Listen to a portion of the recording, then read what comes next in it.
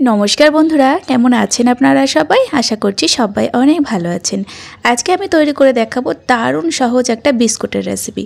চায়ের সঙ্গে খাওয়ার জন্য ঝটপট আপনারা মাত্র 10 মিনিটে এইভাবে বিস্কুটটা তৈরি করে নিতে পারবেন। শুধুমাত্র ঘরোয়া উপকরণ থাকলে এই বিস্কুটটা আপনারা তৈরি করে নিতে পারবেন। একবার এই বিস্কুটটা তৈরি করে দেখবেন দোকান থেকে কিনে খাওয়ার কোনো ইচ্ছাই থাকবে না। ভীষণ সুন্দর খেতে লাগে। বিস্কুটগুলো যেমন খাস্তা তৈরি হবে আর তার সঙ্গে কিন্তু মুখে দিলেই মিলিয়ে যাবে।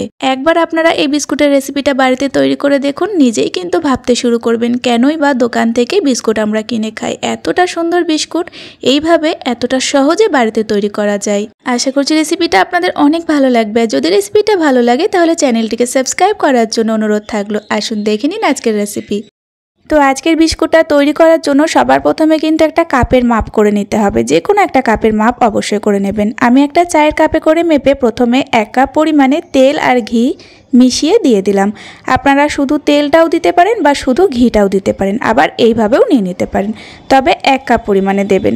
এবার যতটা পরিমাণে তেল বা ঘি দিয়েছি ততটাই এখানে গুঁড়ো চিনি দিয়ে দিলাম। মানে 1 কাপ ঘিয়ের জন্য বা 1 কাপ তেলের জন্য 1 কাপ পরিমাণে গুঁড়ো চিনি দিতে হবে, তাহলে মিষ্টিটা একদম ঠিকঠাক হবে। চিনিটা অবশ্যই গুঁড়ো করে দিতে হবে। তো খুব ভালোভাবে দেখুন তেলের সঙ্গে শুধুমাত্র একটু মিশিয়ে নিতে হবে। খুব একটা বেশিক্ষণ ফেটাতে হবে না, কিন্তু শুধু মিশিয়ে নিলেই হবে। এবার এর মধ্যে আমি দিয়ে দিচ্ছি ময়দাটা কিন্তু আমি আগে থেকে চেলে নিয়েছি। আর দেখুন সেই একই কাপের মাপ করে 2 কাপ পরিমাণে ময়দা দিয়ে দিলাম। বেকিং পাউডার দিয়ে দিচ্ছি 1 চামচের 4 ভাগের 1 ভাগ। তো এবার আমি দিয়ে দিচ্ছি স্বাদ মতো একটু লবণ। তো বিস্কুটের মধ্যে হালকা একটু লবণ দিলে স্বাদটা বেশি ভালো লাগবে, আপনারা না চাইলে কিন্তু নাও দিতে পারেন। তার সঙ্গে দিয়ে দিলাম 1 চামচ পরিমাণে গুঁড়ো দুধ। তো গুঁড়ো দুধটা কিন্তু অপশনাল, আপনারা না চাইলে নাও দিতে পারেন। যদি হাতের কাছে না থাকে তাহলে নাও দিতে পারেন, তবে দিলে বিস্কুটের টেস্টটা ভীষণই সুন্দর হয়। তো এবার কিন্তু আর কোনো কিছুই দেওয়ার নেই। এবার খুব ভালোভাবে হাতের সাহায্যে ঘষে ঘষে মেখে নিতে হবে। মাখার সময় কিন্তু কোনো রকম দুধ জল কোনো কিছু ইউজ করা যাবে না। যে তেল বা ঘি দিয়েছিলাম তাতেই এটাকে মেখে নিতে হবে একটা ডোয়ের মতো করে। এটা মাখতে মাখতে আপনি নিজেই বুঝতে পারবেন যে হাতের মধ্যে অনেকটা সিল্কি ভাব মনে হবে। মানে কোনোভাবেই ডোটা কিন্তু একসঙ্গে আঠালো হবে না। আপনি চেষ্টা করবেন যে একদম সুন্দর একটা স্মুথ করে ডো তৈরি করার, কিন্তু সেটা একেবারেই হবে না। বারবার দেখবেন ডোটা কিন্তু যখনই একসঙ্গে জোড়া করতে যাবেন এরকমভাবে ভেঙে যাবে।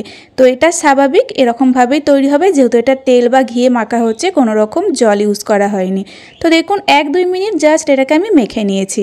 আর ডোটা বুঝতেই পারলেন কিভাবে তৈরি করেছি। এবার আমি বিস্কুটের শেপ দিয়ে দেব।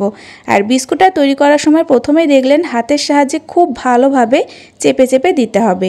এরপরে আলতো করে হাতের মধ্যে জাস্ট শেপটা দিতে হবে। দেখুন খুব একটা ঘুরিয়ে যে গোল করতে গেলে কিন্তু এই বিস্কুটগুলো ভেঙে যাবে, শেপগুলো দেয়া যাবে না। এইভাবে আমি বিস্কুটের শেপটা তৈরি করলাম। আপনারা যে কোনোভাবে বিস্কুটের শেপগুলো বানিয়ে নিতে পারেন। দেখুন আরও একটা বানিয়ে দেখিয়ে দেব।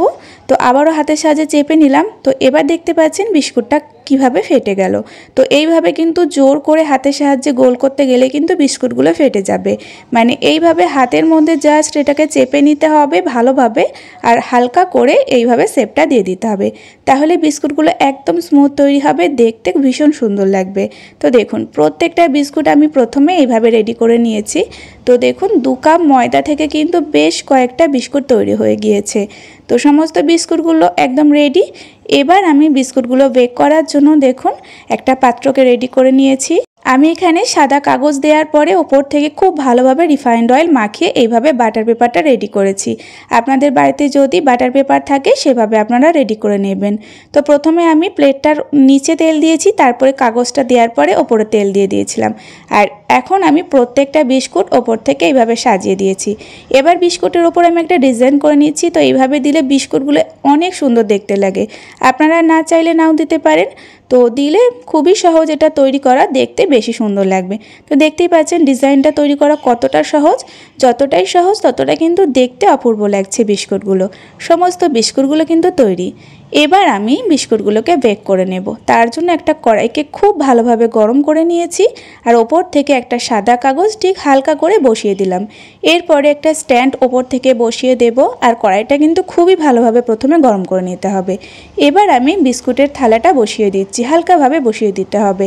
এবার গ্যাসের ফ্লেমটা লো টু মিডিয়ামে করে দিলাম, আর এভাবে চাপা দিয়ে 15 মিনিট কিন্তু এই বিস্কুটটাকে বেক করতে হবে। গ্যাসের ফ্লেমটা একদম লো টু মিডিয়ামে থাকবে।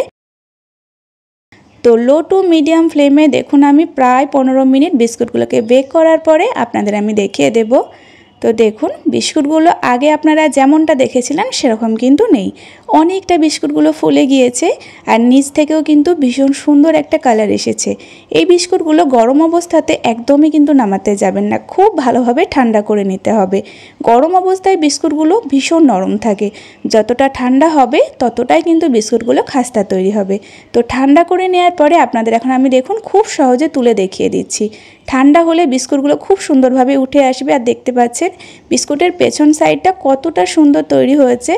তো এই বিস্কুটগুলো দেখার পরে আপনার নিজেও মনে হবে যেন দোকান থেকে কিনে নিয়ে আসা হয়েছে, এতটা সুন্দর বিস্কুটগুলো দেখতে হয়েছিল। আর তার সঙ্গে স্বাদ নিয়ে তো কোনো কথাই হবে না, একদম পারফেক্ট বলতে পারেন। দোকানের যে কোনো বিস্কুটের থেকেও অনেক সুন্দর বিস্কুট তৈরি হয়েছিল। বিস্কুটগুলো বানানোর পরে শুধু মনে হয়েছিল যে সত্যি এতটা দাম দিয়ে কেন বিস্কুট বাজার থেকে কিনে আনা হয়। এতটা সুন্দর বিস্কুট যদি সহজভাবে বাড়িতে তৈরি করে নেওয়া যায়, আবার খুব সামান্য উপকরণে এতগুলো বিস্কুট তৈরি করে ফেলা যায়।